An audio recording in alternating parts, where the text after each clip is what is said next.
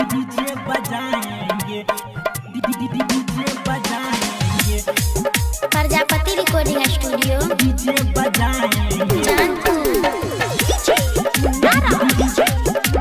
DJ बजाएंगे। Whisky beer के pack लगा के मौज उड़ाएंगे, विस्की बियर के पैक लगा के मौज उड़ाएंगे। लौंडिया लौंडिया लौंडिया लंदन से लाएंगे, रात भर डीजे बजाएंगे। लौंडिया लंदन से लाएंगे, रात भर डीजे बजाएंगे, डीजे बजाएंगे, डीजे बजाएंगे। प्रजापति रिकॉर्डिंग स्टूडियो डीजे बजाएंगे, चांदपुर। डीजे बजाएंगे, डीजे बजाएंगे।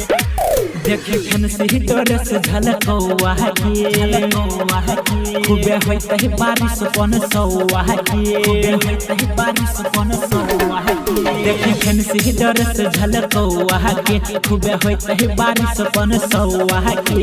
राइफल के गोली के चोले खूबे हुक खोलाएंगे, राइफल के गोली के चोले खूबे हुक खोलाएंगे। लौंडिया लौंडिया लौंडिया लंदन से लाएंगे, रात भर डीजे बजाएंगे। लौंडिया लंदन से लाएंगे, रात भर डीजे बजाएंगे, डीजे बजाएंगे, डीजे बजाएंगे। प्रजापति रिकॉर्डिंग स्टूडियो डीजे बजाएंगे, चांदपुर। डीजे बजाएंगे, डीजे बजाएंगे।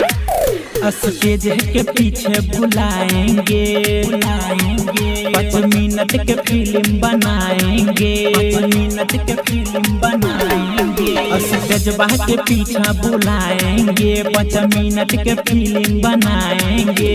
राइटर सोनू सिंह एल्टर के संगे सबको झुमाएंगे। अभिषेक गुड्डू बिटवा के संग में सबको झुमाएंगे।